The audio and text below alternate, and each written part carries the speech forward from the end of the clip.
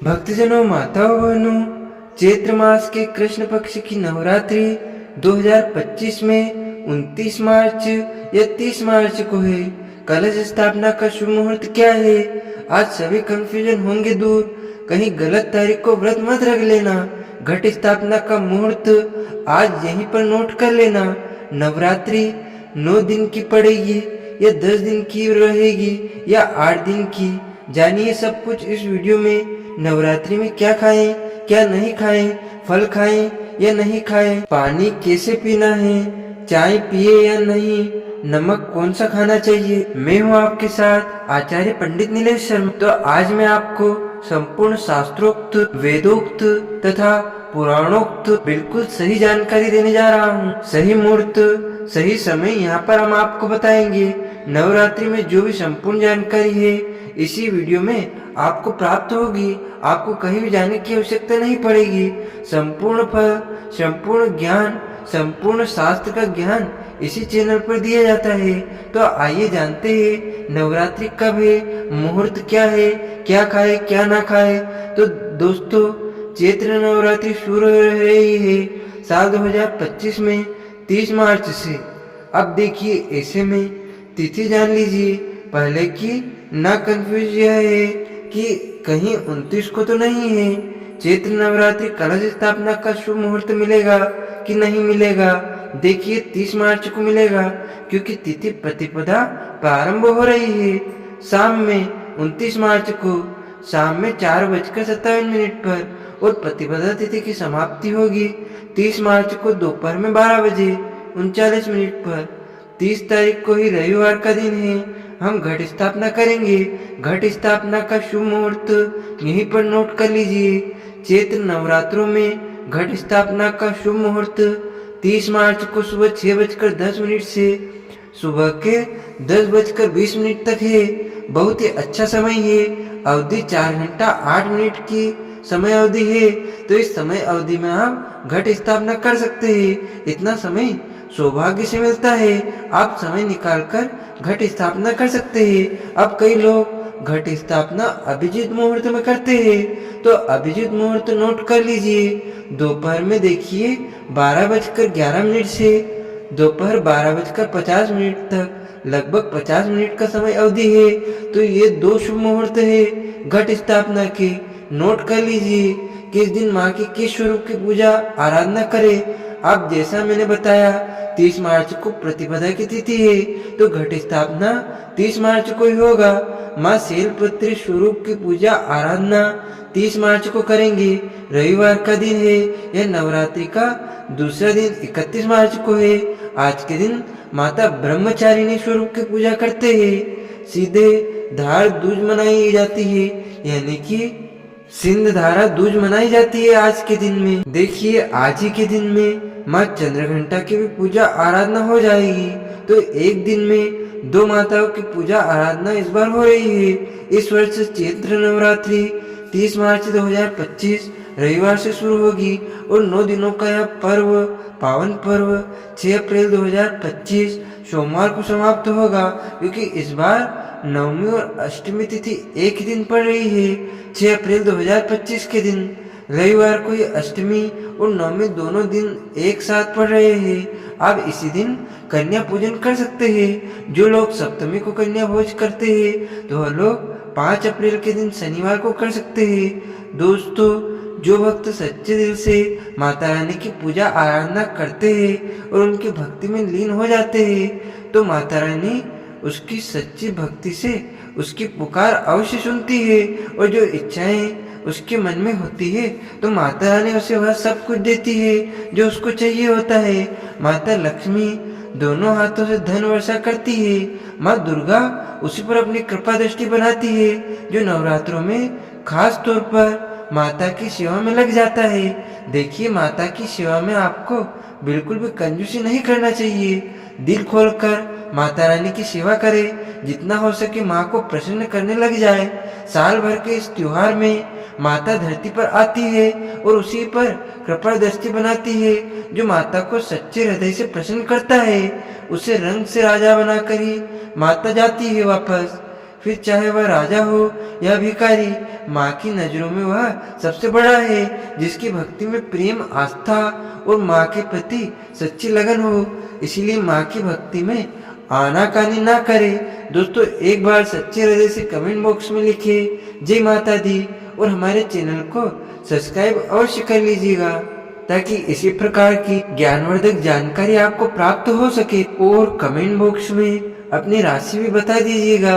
यदि आपकी राशि के अनुसार हमारे पास कोई उपाय होगा तो वह आकर हम आपके कमेंट में बता देंगे। दोस्तों, सबसे पहली बात कि नवरात्रि में हम एक माटी के प्याले में जौ भरते हैं, ताकि हमारे घर में सुख शांति बनी रहे और माता प्रसन्न हो जाए। जो जब हरे भरे होते हैं तो घर में हरियाली आती है और सुख समृद्धि की प्राप्ति होती है। जब जो हरे भरे होते हैं तो समस्त देवी देवता खुशियां मनाते हैं और घर की उन्नति के लिए कामनाएं करते हैं, आशीर्वाद देते हैं। हरे भरे जौ में साक्षात माता रानी अपने 9 स्वरूपों के साथ खेलती है और घर में सुखों की बारिश होती है तथा धन की बारिश होती है।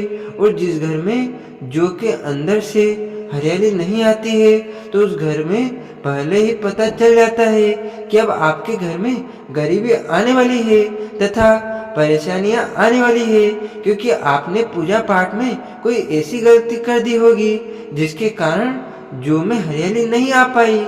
देखिए, आपको बता दे, हैरानी वाली बात तो है, बिना पानी के माटी में जो डालते ही उग जाते हैं, वो भी बिना देखभाल करे हरियाली उसमें निकल आती है।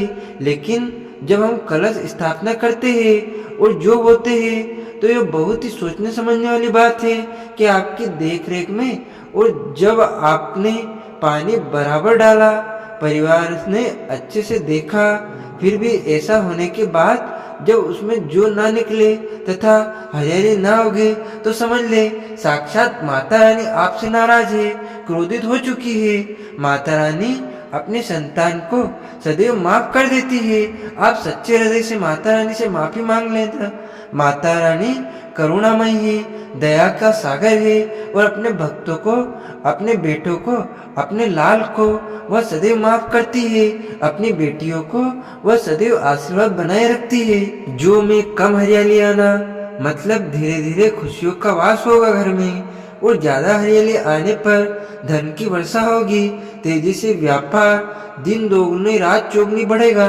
कई लोग जॉब में डेली पानी डालते हैं, यानी कि जो होते हैं उसमें लगातार पानी डालते हैं, जो कि इसमें पानी नहीं डाला जाता बल्कि पानी का छींटा मारा जाता है।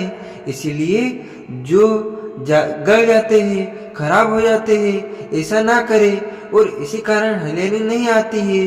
ज्यादा पानी डालने से यह खराब हो जाते हैं। दोस्तों, जो जब आपके घर में हरे भरे हो जाए तब इसमें चांदी का सिक्का, 1 रुपये का सिक्का जरूर डाले। सिक्का डालने से माता रानी प्रसन्न होती है और आपके घर में धन का आगमन होना शुरू हो जाता है।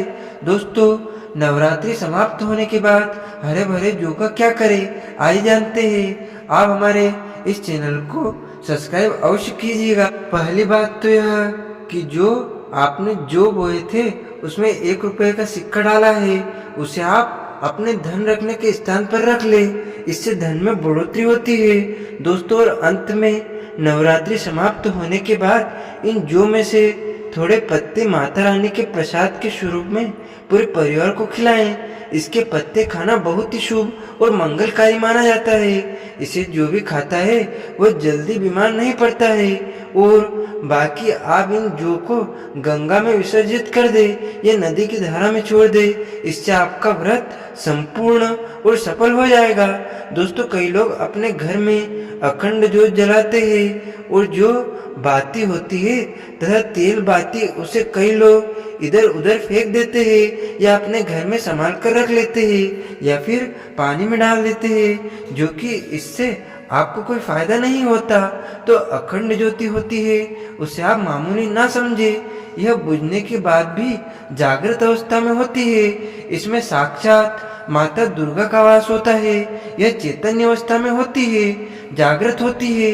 दोस्तों, नवरात्रि समाप्त होने के बाद इसके बचे हुए तेल को आप बच्चों की मालिश करने के लिए रखें और आप भी इससे मालिश करें। इससे आपकी सभी बीमारियां दूर हो जाएगी और आपके ऊपर सकारात्मकता का संचार होगा। और साथ ही साथ जो अखंड ज्योति की बाती होती है उसे आप अपने बाजू में बांध ले। ऐसा करने से आपको धनी होने से कोई नहीं रोक सकता।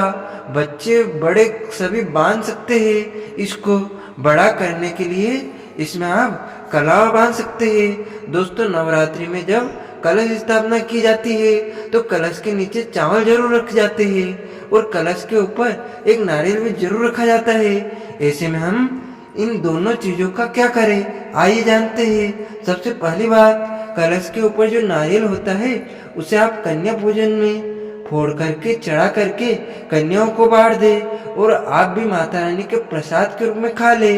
आप चाहें तो नारियल साबुत ही गंगा में विसर्जित कर दे। दोस्तों, और जो कलश के नीचे चावल रखे जाते हैं उसे आप थोड़ी हल्दी में पीला करके एक लाल कपड़े में बांधकर अपने धन रखने के स्थान पर रख ले या अपने पर्स में रख सकते हैं। इससे तेजी से धन बढ़ता है, माता लक्ष्मी की कृपा प्राप्त होती है। और बाकी चावलों को आप पक्षियों को डाल दे या गंगा में विसर्जित कर दे और जो कलश और जो होते हैं उसे आप गंगा में विसर्जित कर दे। ऐसा करने से नवरात्रि का संपूर्ण फल प्राप्त होता है और व्रत रखने का फल शीघ्र ही मिलता है। दोस्तों, और भूलकर भी ये गलती कभी मत करना। गंगा में कचरा आदि धूप बत्ती के डिब्बे, माचिस की डिब्बी भूलकर भी मत डालना। सड़े गले फूल गंगा में नहीं डालना चाहिए।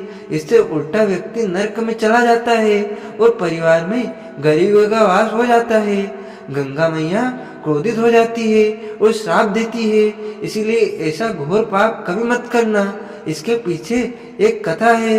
जब गंगा मैया भगवान शिव से शिकायत लेकर पहुंची तब भगवान शिव कहते हैं, जो मनुष्य गंगा को मेला करेगा वह कभी पवित्र नहीं कहलाएगा, वह हमेशा नरक में भटकता रहेगा, उसे मोक्ष प्राप्त नहीं होगा, वह नरक के भांति इसी पृथ्वीलोक में भ्रमण करता रहेगा। इसीलिए गंगा को मेला नहीं करना चाहिए, नहीं तो आपका समस्त पुण्य नष्ट हो जाएगा, आपका पुण्य भूत पिशाच को प्राप्त हो जाएगा। दोस्तों, अगर आपको माता रानी की चुनरी उपहार में मिली है, जैसे जागरण आदि से या किसी पंडाल से या धार्मिक यात्रा से, तो ऐसी माता की चुनरी बहुत ही शुभ मानी जाती है। इससे आपका वैवाहिक जीवन सफल हो जाता है। माता रानी की चुनरी को आप संभाल कर रखें। इससे आप करवा चौथ पर, बट सावित्री व्रत आदि में या किसी पर्व त्योहार में अवश्य पहने। इसमें माता रानी का आशीर्वाद होता है जो आपको प्राप्त हुआ है। ऐसी चुनरी सदैव संभाल कर रखे, क्योंकि माता की चुनरी जागृत अवस्था में होती है। इसे मामूली समझ ना समझे। नवरात्रों में चाहे कुछ भी कर लेना, लेकिन यह कार्य जरूर करना। बिना पूजा पाठ के ही सारा फल मिल जाता है।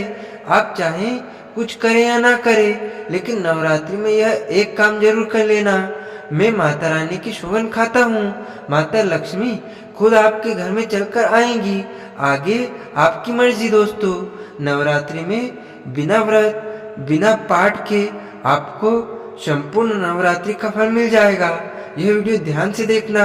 अगर आपने व्रत नहीं रखा है कोई बात नहीं, आपको परेशान नहीं होना है, क्योंकि कभी कभी हम काम के चलते या फिर ऑन फेस वर्क होता है या कभी कभी कुछ ऐसे हमें कामों में फंस जाते हैं जिसके कारण हम माता रानी के नवरात्रों में उनका टाइम नहीं दे पाते हैं। तो आपको परेशान नहीं होना है। अगर आपने व्रत नहीं रखा है कोई बात नहीं, पूजा नहीं कर रहे हैं नवरात्रि में कोई बात नहीं। दोस्तों, बस यह एक काम आपको कर लेना है। नवरात्रि में जितने भी लोग पूजा पाठ करते हैं उससे भी आपको अधिक बढ़कर के फल प्राप्त होगा। तो ये वीडियो ध्यान से देखना। आज की जो मैं वीडियो बताऊंगा बहुत ही सुंदर है, ज्ञानवर्धक जानकारी है। इस प्रकार की जानकारी आप लाखों रुपए खर्च करेंगे फिर भी कोई नहीं बताने वाला।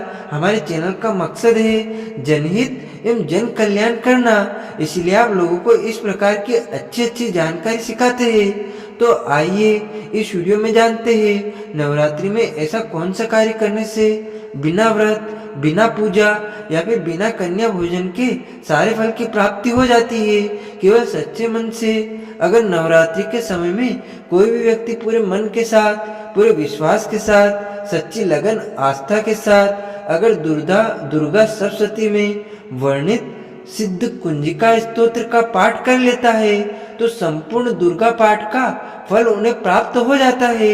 जो भी आप व्रत रखते हैं, माता रानी के लिए आप चाहते हैं कि माता रानी का आपके ऊपर आशीर्वाद प्राप्त हो, माता रानी की कृपा मिले, आपकी कोई अधूरी मनोकामना है वह चाहते हैं आपकी अधूरी मनोकामना पूर्ण हो जाए, सरकारी नौकरी हेतु पितृदोष, राहु दोष, मंगल दोष, कर्ज दोष, शनि दोष, कर्ज का दोष, गरीबों का दोष मात्र पल भर में दूर होगा। तो अगर आपने नवरात्रि का व्रत रखा है तो वह सारे फल अगर आप चाहते हैं और उसका 1000 गुना फल आपको प्राप्त हो तो नवरात्रि के समय में दुर्गा सप्तशती का पाठ जरूर करना। और जो लोग नवरात्रि का नहीं रखते हैं व्रत, किसी कारणवश उन्हें टाइम नहीं मिल पाया है, ऐसे व्यक्ति दुर्गा सप्तशती में वर्णित सिद्ध कुंजिका स्तोत्र का पाठ जरूर करना। पूर्ण रूप से आपको नवदुर्गा माता का पूजा पाठ करने से, नवदुर्गा के 9 दिन व्रत करने से, कन्या भोजन कराने से जो फल प्राप्त होता है दोस्तों, केवल इस पाठ को सच्चे मन से अगर आप जो है नवरात्रि के दिन एक दिन बस केवल आप जो है बैठ करके इसको पढ़ लेंगे, सुन लेंगे या फिर जप लेते हैं तो पूर्ण रूप से आपको फल प्राप्त हो जाता है। मैं आप लोगों को बताना चाहूँगा, जो लोग सामर्थ्य है यानी कि जो सामर्थ्यवान है ऐसे लोग को कन्या पूजन भी जरूर करना चाहिए। अब कन्या पूजन का क्या फायदा है, तो यह माता रानी के स्कंद पुराण में भी लिखा है और कई सारे हमारे जो है देवी पुराण में भी इसका वर्णन मिलता है। माता रानी जितना पूजा पाठ से प्रसन्न होती है उतना ज्यादा कन्या भोजन कराने से हो जाती है, क्योंकि कन्याओं को देवी का स्वरूप माना जाता है। और जो कन्या होती है नवरात्रि के समय में यह साक्षात नव दुर्गा का स्वरूप हो जाती है। मैं कन्या पूजन के बारे में विस्तार से वीडियो के अंत में बताऊंगा, तो वीडियो में आप अंत तक पूरा देखिए ताकि संपूर्ण जानकारी नवरात्रि की आपको प्राप्त हो सके। कन्या पूजन कैसे करना है और क्या मुहूर्त है सब बताऊंगा दोस्तों। दूसरी जानकारी बता रहा हूँ, यह जानकारी आपकी जिंदगी में बाहर लाएगी, आपके जीवन में चल रही परेशानी को दूर करेगी, क्योंकि हम आप लोगों को बहुत सरल साधारण से विधि बताते हैं जिसमें आप सभी दर्शकों का कल्याण छुपा होता है। तो नवरात्रि के दौरान आपको एक पुष्प का पौधा जरूर लगाना है। मैं इसका फायदा भी बताऊंगा, कौन कौन से पुष्प लगाने चाहिए। हमारे धर्म शास्त्रों के अनुसार कहा गया है दोस्तों, अगर कोई व्यक्ति मंदिर के किनारे में मदार का पौधा लगा दे, यानी कि ध्यान से सुनिए, जो सफेद कलर का मदार का पौधा होता है किसी मंदिर के किनारे में लगा देते हैं। यह पुष्प वहां पर उपस्थित जो भी देवी देवता है, मंदिर में जो रहने वाले जो देवी देवता है, जैसे शिव मंदिर है, शिव मंदिर में मदार का पौधा लगाते हैं तो इसका एक पुष्प अगर कोई भी व्यक्ति रख करके चढ़ा दे शिव मंदिर में जा करके, तो आपको एक स्वर्ण दान के बराबर पुण्य की प्राप्ति होती है।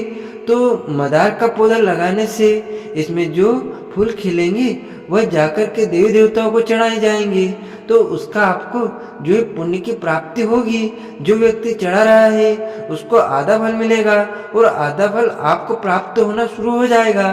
तो मदार का पौधा अगर कोई भी व्यक्ति नवरात्रि के समय में किसी भी शिव मंदिर में या माता रानी का मंदिर है उनके समीप में जा करके लगाता है तो अक्षय पुण्य फल की प्राप्ति होती है।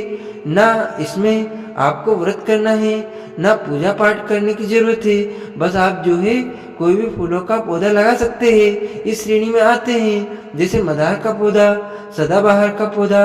सदाबहार हमेशा हरियाली रहता है और यह हमेशा फूलते हैं। ऐसे फूल का आपको चयन करना है जो हमेशा फूलते रहें, जिसमें फल फूल आते रहें। तीसरे नंबर पर आता है कनेर का पौधा। जो कनेर का पौधा है यह देवी माँ का श्रृंगार कहा गया है। कनेर के पौधे से अगर कोई भी व्यक्ति कनेर का पौधा सफेद कलर का अगर कनेर है तो फिर इसे अति उत्तम माना जाता है। कनेर के पौधे को पार्वती का स्वरूप कहा गया है। धर्मशास्त्रों में तो कनेर का पौधा चढ़ाने से माता रानी बहुत प्रसन्न होती है और गोदान के बराबर हमें फल की प्राप्ति होती है। आप चाहे तो गुड़हल का पौधा लगा सकते हैं दोस्तों। मंदिर के किनारे में, देवी मंदिर के किनारे में अगर कोई भी व्यक्ति गुड़हल का फूल का पौधा लगाता है तो हमारे धर्मशास्त्रों में ऐसा कहा गया है कि गुड़हल के वृक्ष पर साक्षात माँ जगदम्बा का वास होता है। जी हाँ, यह मैं कोई हवा में हवाई बात नहीं कर रहा हूँ, प्रमाणित बात कर रहा हूँ। धर्मशास्त्रों में भी लिखा है, आप माता रानी को 5 भोग लगाएं या ना लगाएं, कोई श्रृंगार का सामान चढ़ाएं या ना चढ़ाएं, इसमें कोई फर्क नहीं पड़ता। लेकिन अगर कोई भी व्यक्ति नवरात्रि के समय में गुड़हल का पुष्प माता रानी को सच्चे मन से अगर माला पिरो करके 21 की संख्या में, 11 की संख्या में चढ़ा दी जाए तो उस व्यक्ति की वह मनोकामना पूर्ण होने से साक्षात ब्रह्मा भी नहीं रोक पाते हैं। गुड़हल का फूल माता रानी को चढ़ाने से नवरात्रि में अपने पूजा पाठ व्रत रखे हैं, पूजा पाठ कर रहे हैं, कोई बात नहीं। अगर आप व्रत नहीं कर पा रहे हैं, पूजा पाठ में टाइम नहीं दे पा रहे हैं, तो गुड़हल का फूल माता रानी को नवरात्रि के किसी भी दिन, एक दिन 21 माला पिरो करके, माला बना करके माता को चढ़ा देना, संपूर्ण व्रत का फल मिल जाएगा। आपने नवरात्रि का व्रत रखा हो या न रखा हो, इससे कोई फर्क नहीं पड़ता, बस गुड़हल का फूल माता रानी को चढ़ा देना। तो ऐसा कहा गया है, कोई व्यक्ति अपने जीवन काल में अगर नवरात्रि के समय में गुड़हल का पौधा लगा देता है और इस पौधे में फूल आना शुरू हो जाते हैं और यह फूल अगर देवी देवताओं को चढ़ना शुरू हो जाते हैं तो माता रानी आजीवन आपकी बिल्कुल ही मदद करेंगी, आपके ऊपर अपनी कृपा बरसाएगी, आपको अपना पूर्ण आशीर्वाद देंगी और जब तक आप इस संसार में जिएंगे कभी भी निर्धन नहीं रहेंगे। ऐसे में आप अष्टमी और नवमी को, इन दोनों तिथियों से में कन्या पूजन अवश्य करें, कन्याओं को भोजन अवश्य खिलाएं। शास्त्रों में 9 दिनों के नवरात्रि को बहुत ही शुभ और मंगलकारी माना जाता है और वहीं 8 दिनों के नवरात्रि को अच्छा नहीं माना जाता है। ऐसे में 10 दिनों की नवरात्रि बहुत ही शुभ मानी गई है। शास्त्रों के अनुसार नवरात्रि के दिनों में माता रानी का पूजन करने से, कन्या पूजन करने से माँ अभय वरदान प्रदान करती है। कुंडली में जो कष्ट होते हैं उन्हें ठीक कर देती है। श्रीधर की तरह ही सच्चे हृदय वाले व्यक्ति के सभी कष्टों का निवारण माँ शीघ्र ही करती है। माँ की उपासना से विनम्रता का विकास होता है। सभी कष्ट, दरिद्रता, दुख व कष्ट दूर नष्ट हो जाते हैं। नवरात्रि में माता रानी का व्रत और पूजन किया जाता है, लेकिन नवरात्रि के दौरान सबसे ज्यादा महत्व होता है कन्या पूजन का। दोस्तों, कन्या पूजन होती है फूल की पंखुड़ियों की तरह नाजुक होती है। कन्या पूजन सर्वोपरि है, श्रेष्ठ है। कन्या के रूप में स्वयं जगदम्बा देवी माता वैष्णो 9 देवियां अर्थात समस्त ब्रह्मांड इनके शरीर के कण कण में वास करते हैं। बहुत कम लोग जानते हैं 33 कोटि देवी देवताओं का वास होता है कन्याओं के मस्तक पर। कन्या चाहे छोटी हो चाहे बड़ी हो, वह सदैव पूजनीय है, माँ के समान मानी जाती है। दोस्तों, माना जाता है व्रत और उपासना से माता रानी इतना प्रसन्न नहीं होती है जितना कि कन्या पूजन से होती है। नवरात्रि में छोटी छोटी कन्याओं को माता रानी का स्वरूप माना जाता है। कन्याओं को भोग लगाया जाता है, उन्हें प्रसन्न किया जाता है और बदले में आशीर्वाद मांगा जाता है। कन्याओं को प्रसन्न करने के लिए गिफ्ट आदि उपहार वगैरह दिए जाते हैं। माना जाता है अगर कन्याओं को कोई भेंट दी जाए और वह उसे खुशी खुशी स्वीकार कर ले तो इसका मतलब है माता रानी अर्थात माता वैष्णो ने वो भेंट स्वीकार कर ली। जिन पर कन्या प्रसन्न होती है तो समझो उन्हें माता रानी का आशीर्वाद मिल गया और माता रानी की कृपा से उन्हें मुंह मांगा वरदान प्राप्त होता है। कन्या पूजन कोई मामूली पूजन नहीं होता। समस्त ब्रह्मांड में जो पूजा होती है उनसे बढ़कर कन्या पूजन को माना जाता है। 10 बार गंगा स्नान करने से और 100 बार यज्ञ करने से तथा 1000 बार यात्रा करने से, तीर्थ यात्रा करने से जो पुण्य फल मिलता है वह मात्र एक बार कन्या पूजन करने से करोड़ों गुना भक्त को मिल जाता है, बहुत जल्द ही प्राप्त हो जाता है। दोस्तों, इसलिए कहा जाता है कि कन्याओं को सनातन यानी सताना नहीं चाहिए, इससे समस्त ब्रह्मांड हिल जाता है। कन्याओं की जितनी सेवा की जाए कम ही होती है। कन्याएं कोई मामूली नहीं होती। कन्या के रूप में स्वयं उनके मस्तक पर विराजमान होकर स्वयं देवी चलकर आपके घर तक आती है। नवरात्रि में 2 साल में से लेकर 10 साल तक की कन्याओं का पूजन होना चाहिए। अष्टमी अथवा नवमी को कन्याओं के पैर धोकर भोजन कराना, उपहार आदि देना श्रेष्ठ माना जाता है, दुर्लभ माना जाता है। ऐसा मौका कभी हाथों से नहीं जाने देना चाहिए। इस दिन जितना ज्यादा हो सके कन्याओं को हाथ पकड़कर, पैर पकड़कर अपने घर तक लेकर आए, उन्हें उठाकर लेकर आए, यानी कि अपनी गोद में लेकर आए। दोस्तों, वीडियो में आगे बढ़ने से पहले आप अपनी राशि भी कमेंट बॉक्स में जरूर डाल दीजिएगा। यदि हमारे पास कोई उपाय होगा तो वह आकर हम आपके कमेंट में रिप्लाई में बता देंगे। कोई भी राशि के अनुसार अगर उपाय करता है तो माता वैष्णव बड़ी प्रसन्न होती है और ऐश्वर्य धन प्रदान करती है, माला माल बना देती है। इसलिए राशि कमेंट में जरूर छोड़े और हाँ, माता को एक लाइक जरूर करे। लाइक करने से में कंजूसी ना करे। दोस्तों, कैसे करे कन्याओं का स्वागत? कन्या जब आपके घर आ जाए तब आप सभी के पैरों को दूध और पानी से उनके पैरों को धुलना चाहिए। खास करके मर्दों को कन्याओं के पैर अवश्य धोना चाहिए, इससे मैया वैष्णो प्रसन्न होती है। दोस्तों, फिर उसके बाद कन्याओं को किसी साफ जगह पर जमीन पर कपड़ा बिछाकर बैठाना चाहिए। उनके माथे पर अक्षत, फूल और कुमकुम लगाना चाहिए। फिर उसके बाद भोजन ग्रहण करवाना चाहिए। लेकिन हमेशा याद रहे, कन्याओं की थाली में 3 पूरियां कभी ना रखे, इसे शुभ नहीं घोर अशुभ माना जाता है।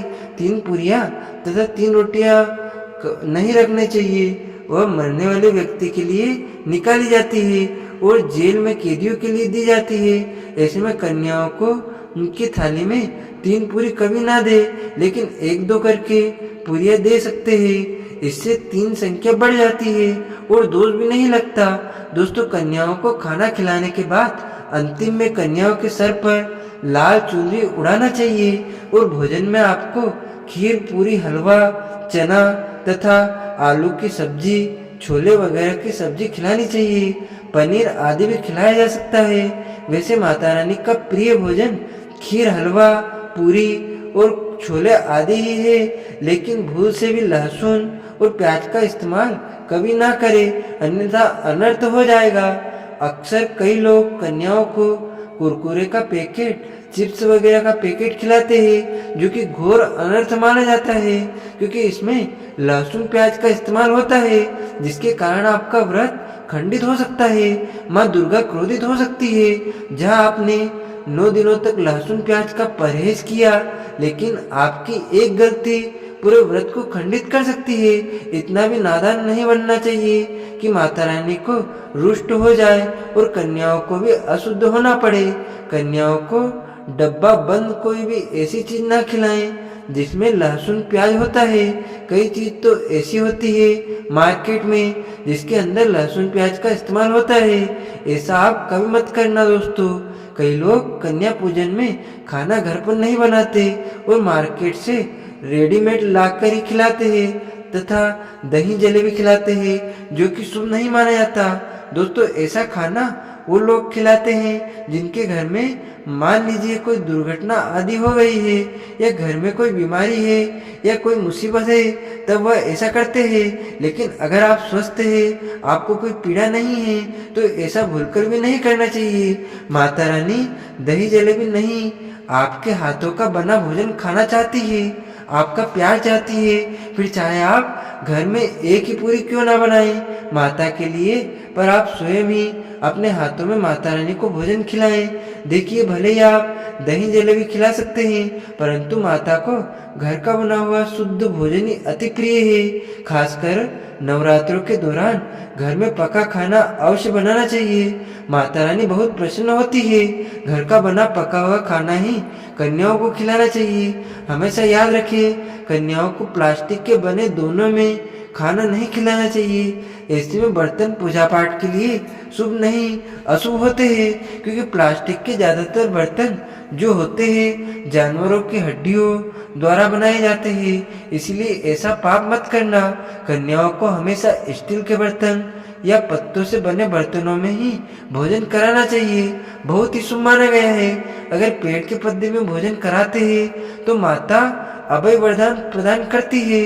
दोस्तों, एक और बात हम आपको बताने वाले हैं कि यदि नवरात्रों के समाप्त होने के बाद यदि बीच में कन्या पूजन में शुक्रवार का दिन पड़ जाए तो कन्याओं को कोई भी खट्टी चीज नहीं खिलाना चाहिए, क्योंकि शुक्रवार का दिन माता संतोषी को समर्पित होता है और माता संतोषी नवरात्रि के दिनों में सक्रिय अवस्था में होती है, यानी वह भी 9 देवियों के साथ में आपके घर में आती है। इसीलिए कन्याओं को भूल कर भी शुक्रवार के दिन अगर पड़ जाए तो खट्टी चीज घर में नहीं बनाना चाहिए और कन्याओं को भी खट्टी चीज नहीं खिलाना चाहिए।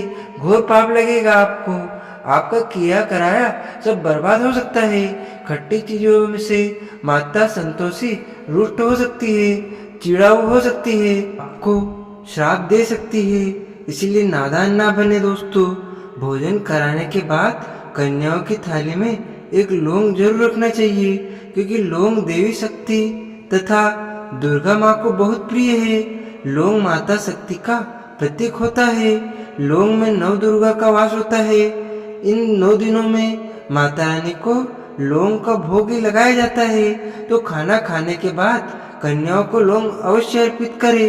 माता रानी को अमृत से बढ़कर लौंग प्रिय है, इसलिए कन्याओं को थाली में चुपचाप एक लौंग जरूर रख दे।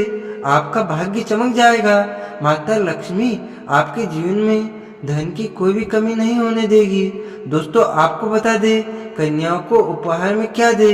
कन्याओं को खुश करने के लिए उनकी थाली में दक्षिणा डाले, ताकि आपके घर में संपन्नता बनी रहे तथा धन की कोई भी कमी ना हो।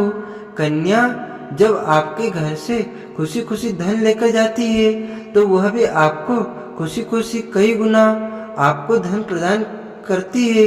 इस समय कंजूसी मत करना, खुशी खुशी कन्याओं को धन अवश्य देना। कन्याओं को कोई सुंदर गिफ्ट दे सकते हैं। शास्त्रों में बताया जाता है कि कन्या जितना खुश होती है माता रानी उतना ही जल्द फल की प्राप्ति प्रदान करती है। ऐसे में आप कन्याओं को चॉकलेट बॉक्स दे सकते हैं तथा खूबसूरत कपड़े दे सकते हैं। याद रहे, काले कपड़े ना दे और स्टील के बर्तन भी गिफ्ट के तौर पर दे सकते हैं। याद रहे कि कन्याओं को लोह का यानी कि जो भी लोहे का सामान कन्याओं को नहीं देना चाहिए। राहु केतु का प्रभाव आपके जीवन में प्रवेश कर जाएगा। ऐसा किया तो राहु काल तथा राहु दोष आपको लग जाएगा। आप बर्बाद भी हो सकते हैं। दोस्तों, जब कन्या अपने घर के लिए प्रस्थान करे तो उनके चरण जरूर छू ले और अपने मन में अपनी प्रार्थना को पूरा करे। सच्चे दिल से मांगी हुई मुराद माता रानी अवश्य पूरी करती है। सच्चे दिल का मतलब होता है मन में कोई भी लालच ना हो, और अगर वह लालच माता को पाने के लिए बन जाए तो उसे बोलते सच्ची श्रद्धा और सच्ची भक्ति। ऐसी भक्ति के आगे स्वयं 33 कोटि देवी देवता आपको नमस्कार करते हैं। दोस्तों, नवरात्रों के दिनों में अगर मिल जाए आपको यह संकेत तो समझे माँ दुर्गा आपके घर में आ चुकी है। यह संकेत बताते हैं माँ दुर्गा आशीर्वाद आपको प्राप्त होने वाला है। तो आइए शुरू करते हैं दोस्तों। पहला संकेत है, जब आप कलश स्थापना करते हैं तो जौ से निकली हरियाली बहुत ही शुभ मानी गई है। कहा जाता है कि जौ से निकली हरियाली हमारे भविष्य में होने वाले अच्छे और बुरे होने का संकेत देती है। यह सभी बातें हमारे आने वाला साल का भविष्य बताती है। यदि आपने जो बोए हैं और वह किसी कारणवश नहीं हो पाए हैं तो यह संकेत बड़ा ही मनोस्त माना गया है। कहा जाता है कि नवरात्रों में जो अगर सूख जाते हैं या बढ़ते नहीं हैं तो आपको समझ लेना चाहिए कि यह साल आपका खराब होने वाला है तथा घर में कोई बीमारी आने वाली है। यह दिन दोगुनी रात चौगुनी आपकी कम होने वाली है, यह घटने वाली है। दोस्तों, यह धन हानि का संकेत माना गया है क्योंकि आपने कोई ना कोई गलती ऐसी कर दी होगी जिसके कारण माता रानी नाराज हो गई है। इसीलिए माता से आप क्षमा अवश्य मांग ले। माँ अपने भक्तों को अवश्य माफ कर देती है। एक माँ ही होती है जो अपने बेटों को, अपने लाल को हर गलती पर माफ करती है। लेकिन ऐसा बेटा किस काम का जो माँ से माफी ना मांगे। इसलिए माता रानी से अपनी गलती की माफी अवश्य मांग ले। मैया वैष्णो अपने भक्तों को कभी निराश नहीं करती, बल्कि उन्हें धन धान्य से और खुशियों से परिपूर्ण बना देती है। और दोस्तों, यदि जो हरे भरे हो जाते हैं तो यह शुभ संकेत होता है। इससे आने वाले समय में आपको बहुत ज्यादा ही धन लाभ होगा। माना जाता है कि 1 रुपये का सिक्का या चांदी का कोई भी सिक्का जो कि बीचों बीच में अगर मिट्टी में दबा दिया जाए तो घर में सुख समृद्धि आती है। माता लक्ष्मी दौड़ी दौड़ी चली आती है। जो के अंदर हमेशा 1 रुपये का सिक्का अवश्य डालना चाहिए, जो को खाली नहीं रखना चाहिए। इसमें धन वगैरह अवश्य डालना चाहिए। इसे माता का आशीर्वाद सदैव परिवार पर बना रहता है और जीवन में कोई भी संकट नहीं आता। खाली जो मतलब धन भी खाली, खुशियाँ भी खाली ही मिलेगी। दोस्तों, यानी कि आप यदि खाली जगह रख देंगे तो आपको खुशियाँ भी खाली मिलेगी। दोस्तों, नंबर 2, यदि आपकी नींद नवरात्रों के दौरान सुबह 4 बजे के आसपास खुलती है तो इसे बड़ा ही शुभ संकेत माना जाता है, क्योंकि यह समय ब्रह्म मुहूर्त का समय कहलाता है। इस समय देवी शक्ति अपने सच्चे भक्तों को ही जगाती है। इस समय उठाना मतलब माता की कृपा प्राप्त करने के बराबर माना गया है। यह संकेत बताते हैं कि माता सच्ची भक्ति का प्रभाव आपके ऊपर हो चुका है और माता रानी आपको जल्द ही कोई खुशखबरी देने वाली है। माँ आपकी सच्ची भक्ति से बहुत खुश है। दोस्तों, नंबर 3, यदि नवरात्रि में आपका मन प्रसन्न होने लगे, पूजा पाठ में आपका मन लगने लगे, पूजा करते समय मन का शांत होना, यह दर्शाता है कि आपको बहुत जल्द माँ की कृपा प्राप्त होने वाली है। माता रानी आपकी भक्ति से बहुत खुश है। आपकी भक्ति माता रानी को आनंद दे रही है। ऐसे व्यक्ति को समझ जाना चाहिए कि उसके जीवन में अब अच्छा समय आने वाला है। दोस्तों, नंबर 4, नवरात्रों के दौरान अगर माँ के गले से फूल गिर जाए तथा जो के हरे भरे पत्ते अगर बिन हवा के हिल जाए तो इसे अति उत्तम माना गया है। यह संकेत बताता है कि माता रानी का आगमन आपके घर में अस्थायी रूप से हो चुका है। आपको माता लक्ष्मी की कृपा प्राप्त होने वाली है। यह संकेत कुछ खास लोगों को ही दिखाई देते हैं। माना जाता है कि पूजा करते समय अगर धुआं अधिक बढ़ जाए तो इससे यह पता चलता है कि आपके घर में गरीबी हमेशा के लिए जाने वाली है। भूत प्रेत आत्माएं अब आपके घर से हमेशा के लिए जाने वाले हैं। पूजा करते समय धुएं का अधिक होना बहुत ही शुभ और मंगलकारी माना गया है। यह संकेत भविष्य में अच्छे परिणाम को दर्शाता है। दोस्तों, नंबर 5, द्वार पर गाय का आना। वेदों में बताया गया जाता है कि नवरात्रि के दौरान गाय माता का घर में आना बड़ा ही शुभ संकेत माना गया है। नवरात्रि के द्वार पर गाय का आना अत्यंत शुभ है। यदि आपके घर पर भी द्वार पर भी गाय आती है तो गाय के माथे पर कुमकुम लगाना ना भूलें तथा गाय को रोटी जरूर खिलाएं। इससे माँ दुर्गा अत्यंत प्रसन्न होगी और आपकी झोली खुशियों से भर देगी। द्वार पर गाय का बार बार आना भी जीवन में आने वाले अच्छे संकेतों की ओर इशारा करता है। दोस्तों, नंबर 6, सपने में शेर का दिखाई देना। अगर आपके सपनों में माँ दुर्गा दिखाई देती है, अर्थात कोई भी देवी अगर आपके सपनों में दिखाई देती है तो बड़ा ही शुभ माना गया है। नवरात्रों के पावन अवसर पर माता के दर्शन किसी खास भक्त को ही होते हैं। या सपने कभी किसी को शेयर मत करना। यदि माता की सवारी तथा शेर रात्रि में सपने में बार बार दिखाई देता है तो माँ दुर्गा आपसे प्रसन्न है। यह संकेत बताते हैं कि जल्द ही आपकी कोई मनोकामना अवश्य पूर्ण होगी और आपके शत्रुओं का नाश हो जाएगा। शत्रु आपके नाम से ही थर थर कांपने लगेगा। माँ दुर्गा का वाहन शेर है, इसलिए नवरात्रि में शेर का दिखाई देना अत्यंत शुभ संकेत होता है। दोस्तों नंबर 7, यदि कोई छोटी कन्या आपको सुबह सुबह लाल वस्त्र धारण किए हुए दिखाई देती है तो आपने साक्षात माँ दुर्गा के दर्शन किए हैं। यदि नवरात्रों में सबसे पहले आपके घर में कन्याओं का आगमन हो जाए तो समझो आपको दुनिया की कोई भी शक्ति, ब्रह्मांड की कोई भी शक्ति आपको करोड़पति होने से नहीं रोक सकती। आपके जीवन में, आपके घर में माता लक्ष्मी का आगमन होने वाला है।